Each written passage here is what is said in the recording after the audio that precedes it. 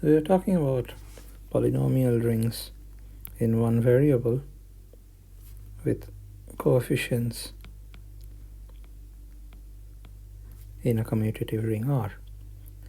And these are extra nice when the coefficients actually come from a field.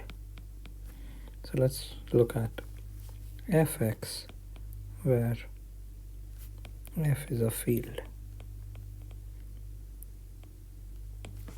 And the main thing that makes everything work is that there is a division with remainders that hold for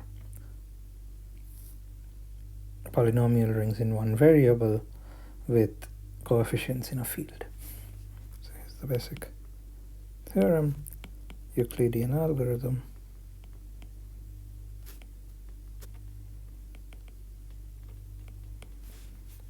Let f, g be two polynomials in fx with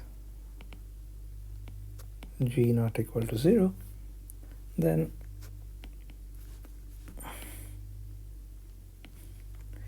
you can write f equal to g times another polynomial plus a remainder, where the remainder has degree lower than the thing that you are dividing by.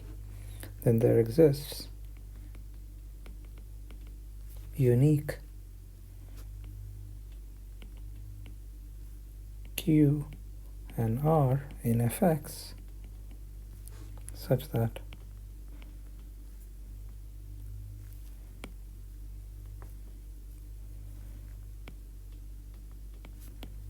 f is g times q plus r, and this remainder has degree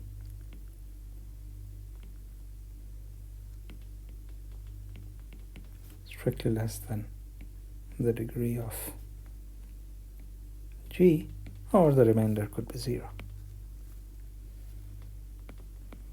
So if you define the degree of the 0 polynomial to be minus infinity, then you don't have to say this extra bit.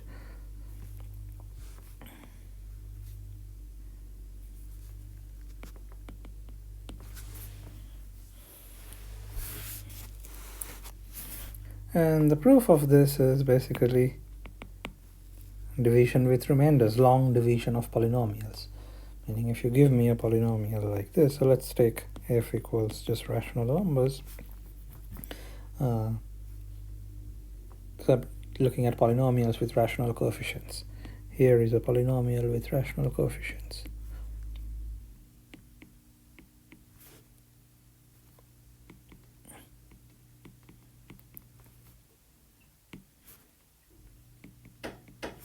I keep some space here because there is no x cubed term and there is no x term.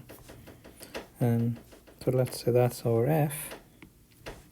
And here is a g, 2x squared minus x plus 1. That's our g. And when you want to divide, so this is f. Okay. So when you want to divide, what do?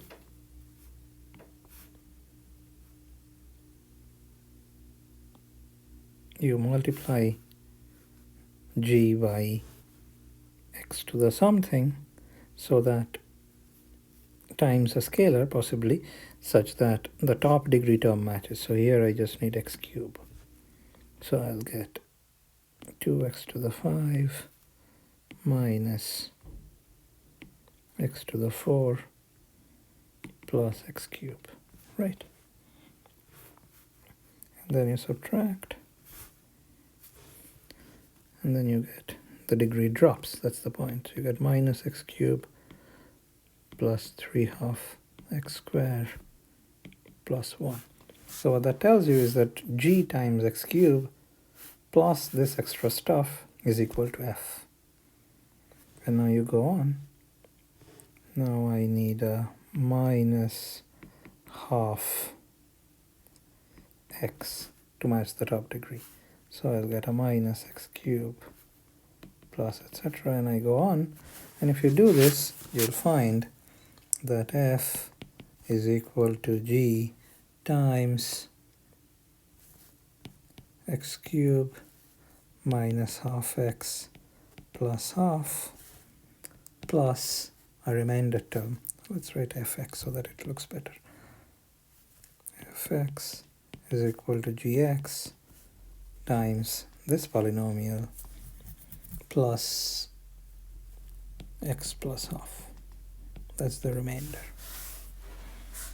So this is, let's write it this way.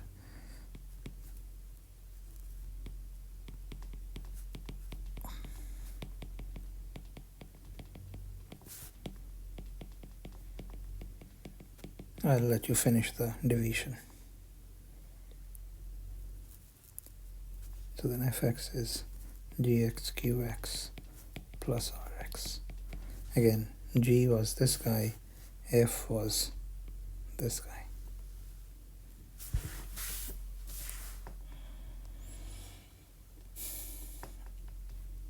Okay, and this algorithm basically tells you that you can divide, and the proof that it works is a straightforward induction.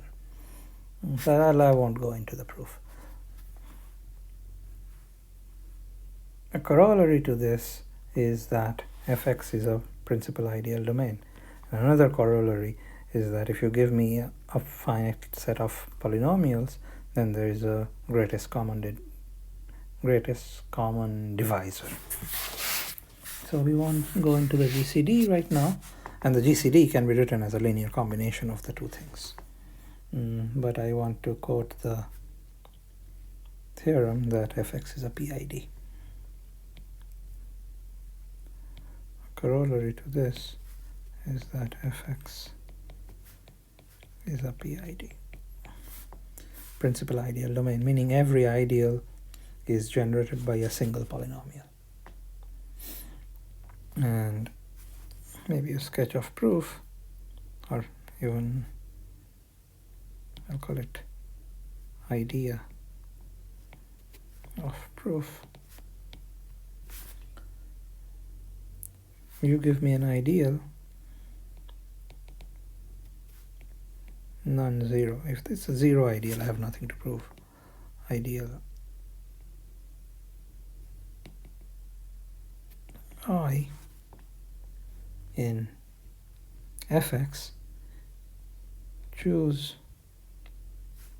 a polynomial in there which has the least possible degree of least possible degree. Maybe I should say non-zero.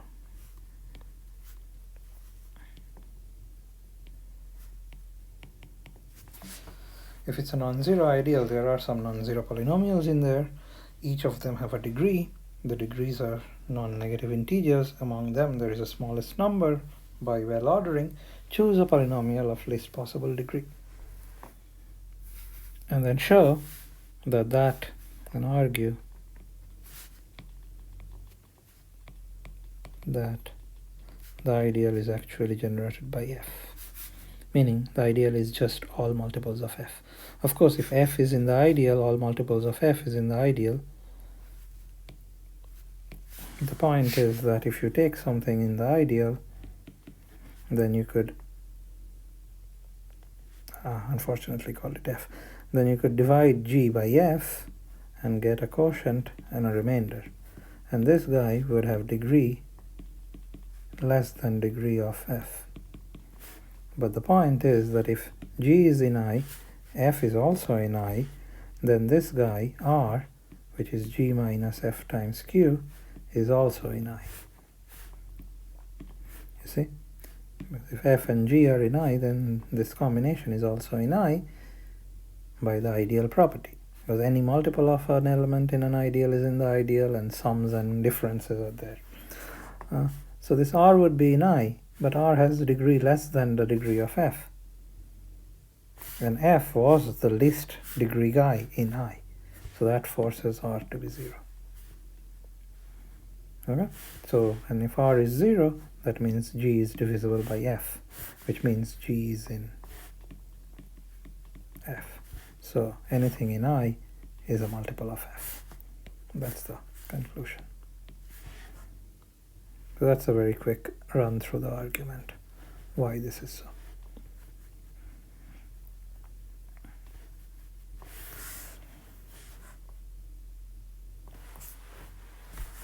And the fact that it's a principal ideal domain would give us a lot of things about this ring Fx. We'll prove some rather general statements about principal ideal domains. There's a rather nice theory.